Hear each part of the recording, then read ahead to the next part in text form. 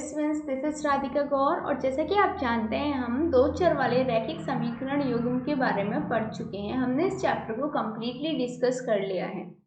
तो देखिए, सबसे पहली बात मैं आपको कम्प्लीटली सिखा देती हूँ कि हमने 3 चैप्टर अभी तक पढ़ चुके हैं हम। तो इन 3 चैप्टर से बोर्ड्स में कौन से इंपॉर्टेंट क्वेश्चन बनते हैं, क्लियर? तो ये चीज़ हमें पता होनी चाहिए। तो ये सेशन है हमारे कुछ महत्वपूर्ण यूनिट प्रश्नों का, मतलब इसमें हम इस यूनिट से रिलेटेड जो भी इम्पोर्टेंट सवाल हमें एग्जाम में देखने को मिलते हैं उन्हीं को डिस्कस करेंगे। तो चलिए फिर शुरू करते हैं। देखिए बच्चा, सबसे पहला क्वेश्चन ये है हमारा कि सिद्ध कीजिए 3 + 2√5 एक अपरिमेय संख्या है। देखो, ये एक सवाल एक बहुत इंपॉर्टेंट सवाल है, ज़्यादातर एग्जाम में पूछा जाता रहता है। तो इसको हल करने के लिए हमें क्या करना है, देखिए सबसे पहले मान लीजिए कि 3 + 2√5 एक परिमेय संख्या है। कैसी संख्या है? परिमेय संख्या है। क्लियर? मतलब हम उल्टा मान के चलेंगे, हमें प्रूफ करना है अपरिमेय संख्या है, तो हम उसका उल्टा मान के चलेंगे कि वो एक परिमेय संख्या है। इसलिए अब हम मान लेंगे कि 3 + 2√5 बराबर हो जाएगा a/b के, जहाँ पे b 0 के बराबर ना हो। क्लियर?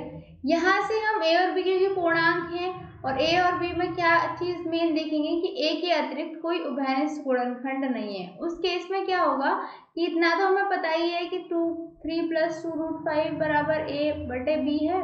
यहाँ से 2√5 बराबर हो जाएगा a/b माइनस का 3। तो यहाँ से √5 बराबर हो जाएगा a/b माइनस का 3 इन ब्रैकेट 1/2। क्लियर? ये आ गया। अब देखो, यदि हम मान के चलें कि 1/2 a/b माइनस 3 एक परिमेय संख्या है, ये मान के चलें, तो ये √5 भी एक परिमेय संख्या होगी। नॉर्मल सी बात है, जब ये परिमेय संख्या है तो इसको भी परिमेय संख्या होना पड़ेगा। लेकिन हम ये बात बेटा अच्छे से जानते हैं कि √5 क्या है? एक परिमेय संख्या नहीं है, वो एक अपरिमेय संख्या है। कैसी है? अपरिमेय संख्या। √5 अपरिमेय संख्या है, तो यहीं से सिद्ध हो जाता है कि जो हमने कल्पना की थी वो गलत थी। उसी बेसिस पे हम कह सकते हैं कि 3 + 2√5 भी एक अपरिमेय संख्या है, परिमेय संख्या नहीं हो सकती है। क्लियर? अच्छा, अब एक बात बताओ, अगला क्वेश्चन देखो।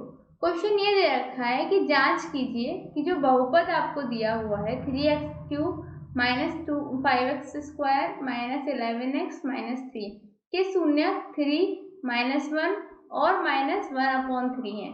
इसके पश्चात शून्यकों और गुणांकों के बीच संबंध की भी सत्यता की हमें जांच करनी है। तो सबसे पहले देखिए, यदि हमें ये पता लगाना है कि ये 3, -1 और -1/3 इसके शून्यक हैं या नहीं है, तो हम क्या करेंगे बेटा?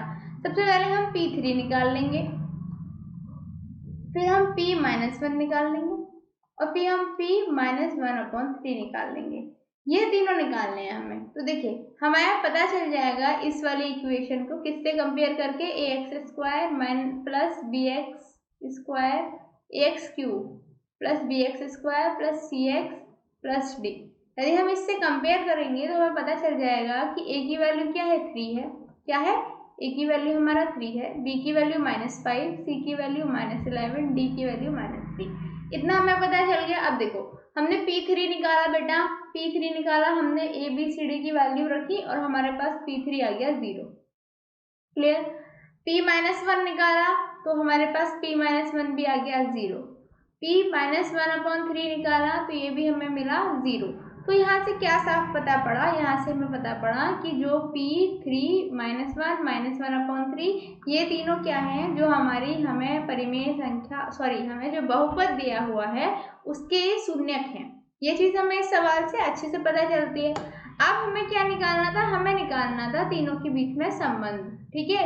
तो संबंध निकालने के लिए देखो, हमें अल्फा, बीटा, गामा मिल गए बेटा। तो हम क्या करेंगे? सबसे पहले अल्फा + बीटा + गामा निकालेंगे। ठीक है? जब ये निकालेंगे तो हमें पता चलेगा कि -b/a के बराबर आया, जो कि एकदम सही है, इतना ही आना चाहिए। सेम हम फिर alpha beta + beta gamma + gamma alpha निकाल देंगे, ये हमें मिलेगा c/a के बराबर। यहाँ से भी हमारी सत्यता की जांच हो जाएगी। फिर हम अल्फा, बीटा, गामा ये तीनों की मल्टीप्लाई करेंगे तो हमें मिलेगा -d/a। यहाँ से हमें हमारी सत्यता की जांच हो जाएगी। तो इस तरीके से हम इन सवालों को बहुत आसानी से हल करते हुए चल सकते हैं। कोई कंफ्यूजन अभी तक ऑब्वियसली नहीं होनी चाहिए, क्योंकि बहुत सिंपल सी बात थी, इसको समझने में कोई बहुत बड़ी बात नहीं थी।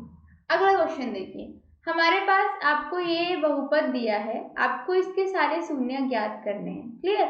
यदि आपको इसके दो शून्य 2√2 और -√2 ये आपको दिए गए हैं, बाकी के शून्य बेटा आपको ज्ञात करने हैं। तो देखो हम क्या करेंगे, x -√2 x +√2 ये लेके चलेंगे तो हमें मिलेगा x² - 2। क्लियर?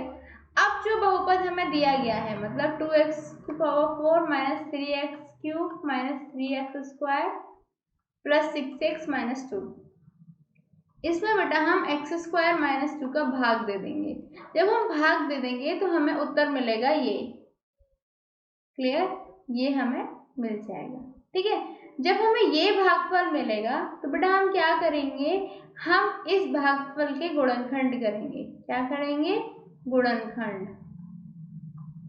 और इस भागफल के गुणनखंड करके आपको प्राप्त होगा 2x - 1 और x - 1, अर्थात x की वैल्यू 1/2 और x की वैल्यू 1। इसका मतलब आपके चार जो शून्य हैं वो कौन कौन से हो जाएंगे? पहला शून्य √2, दूसरा -√2, तीसरा 1/2 और चौथा 1। ये आपके चार शून्य हो जाएंगे बेटा। कोई कंफ्यूजन ऑब्वियसली नहीं होनी चाहिए, बहुत इजी सवाल था और शायद मैं पहले भी एक्सरसाइज में इसको करा ही चुकी हूँ आपको। अगला सवाल देखिए, आपको समीकरण दिया गया, एक समीकरण ये है और एक ये है, आपको इसका ग्राफ खींचना है बेटा।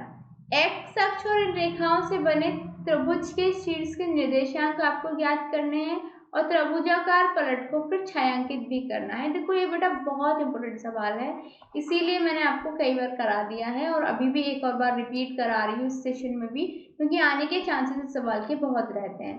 देखो प्रत्येक समीकरण के 3 हल के लिए हम क्या करेंगे, समीकरण 1, ये जो समीकरण 1 है ये समीकरण 2 है, हम पहली समीकरण से क्या करेंगे, x और y की वैल्यू निकाल लेंगे बेटा।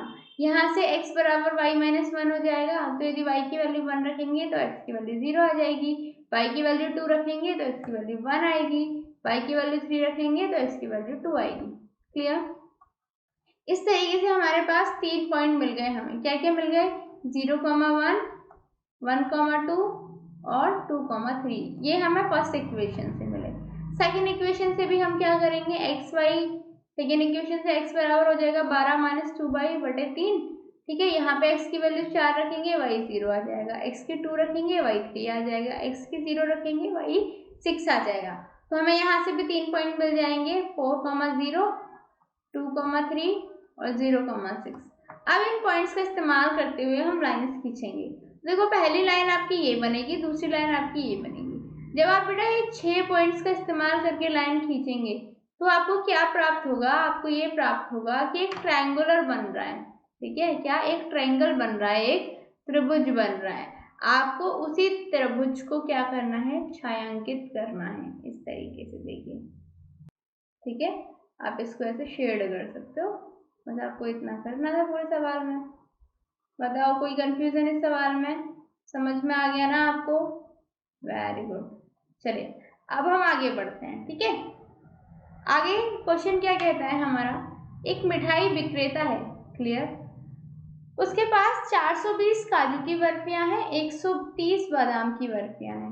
उनको वह ऐसी ढेरियां बनाना चाहता है कि प्रत्येक ढेरी में बर्फियों की संख्या समान रहे तथा ये ढेरियां बर्फी की परात में न्यूनतम स्थान घेरें। इस काम के लिए प्रत्येक ढेरी में कितनी बर्फियां रखी जा सकती हैं, ये बताना है बेटा। देखो सिंपल सी बात है, हमें न्यूनतम स्थान निकालना है, न्यूनतम स्थान घेरे ऐसी संख्या निकालनी है। तो उसके लिए बेटा हम क्या निकालते हैं, HCF निकालते हैं।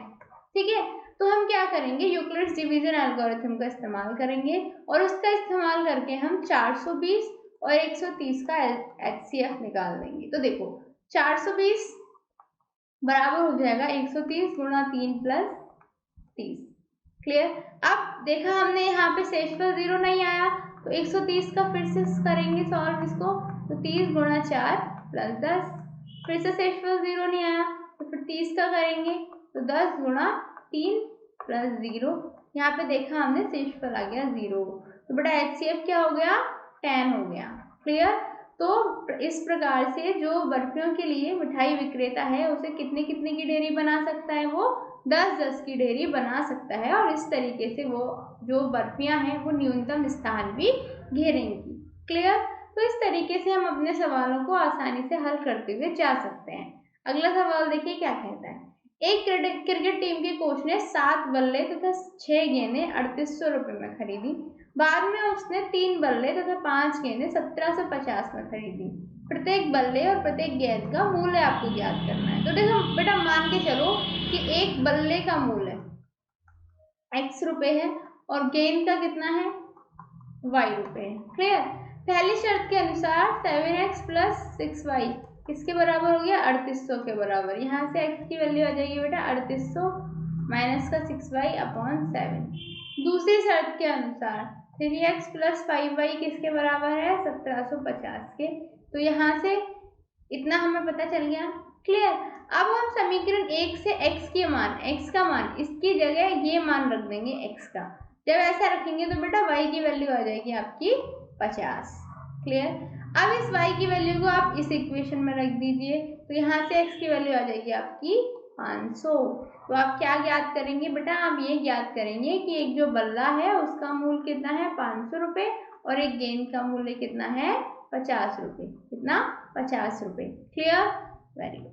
आगे देखो, अगला सवाल आपका ये कहता है कि एक परेड में 616 सदस्यों वाली एक सेना की टुकड़ी को 32 सदस्यों वाले एक आर्मी बैंड के पीछे मार्च करना है। दोनों समूह को समान संख्या वाले स्तंभों में मार्च करना है।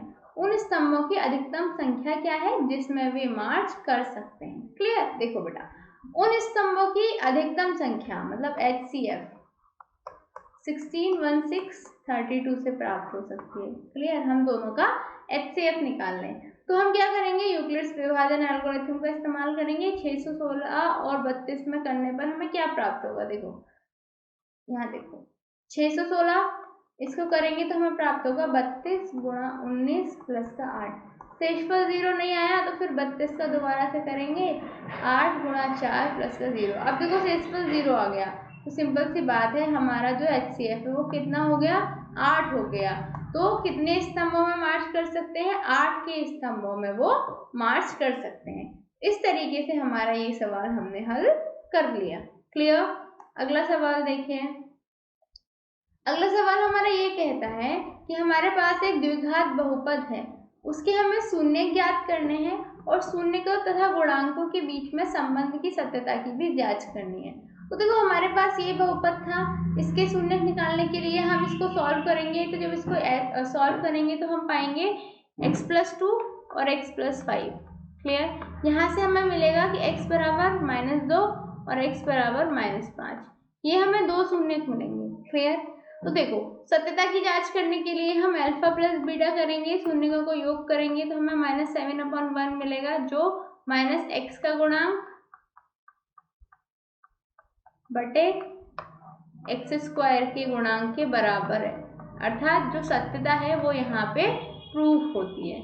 ऐसे ही गुणनफल अल्फा गुणा बीटा करने पे भी हमें मिलेगा 10/1 मतलब अचर पद बटे x² का गुणांक। तो यहाँ से भी हमारी जो सत्यता है वो स्पष्ट रूप से दिखाई देती है और हम कह सकते हैं कि जो हमारे शून्यक है वो सही है। अगला सवाल देखिए बेटा, अगला सवाल क्या कहता है, दो रेल की पटरियां हैं, समीकरण एक ये है एक ये है, निरूपित की गई हैं। इस स्थिति को ज्यामितीय रूप में व्यक्त करना है। तो देखो आपके पास एक समीकरण ये है, दूसरी समीकरण ये है। आप क्या करेंगे, एक समीकरण से दूसरे समीकरण को सॉल्व करने की कोशिश करेंगे। मतलब आप एक समीकरण से एक की वैल्यू निकाल लेंगे। यहाँ से यदि आपने y की वैल्यू निकाल ली तो अब यहाँ पे आप रखेंगे, सॉल्यूशन निकाल लेंगे। आपने पहले सॉल्यूशन ये निकाल लिए, दूसरे सॉल्यूशन ये निकाल लिए। अब आप दोनों रेखाओं को यहाँ पे खींच देंगे, तब आप देखेंगे कि जो रेखाएं एक दूसरे के पैरेलल हैं, अर्थात वो अनंत तक एक दूसरे से कभी नहीं मिल सकती। तो इस तरीके से हम इसको सॉल्व कर पाए। तो देखिए इस तरीके से हम बेटा क्या समझ पाए कि किस तरीके से हम सवालों को हल कर सकते हैं। तो उम्मीद करती हूँ आपको जो 3 चैप्टर मैंने अभी तक कराए हैं आपको अच्छे से समझ में आ चुके होंगे, और यदि आपको कोई भी कंफ्यूजन हो तो आप आस्क एनी डाउट कॉर्नर का इस्तेमाल करके मुझसे पूछ सकते हैं। ये सेशन आपका इम्पोर्टेंट रहेगा क्योंकि इसमें काफ़ी इम्पोर्टेंट सवाल आपके शामिल थे। चलिए मिलते हैं अगले सेशन में अगले चैप्टर के साथ। तब तक के लिए गुड बाय एंड शुक्रिया।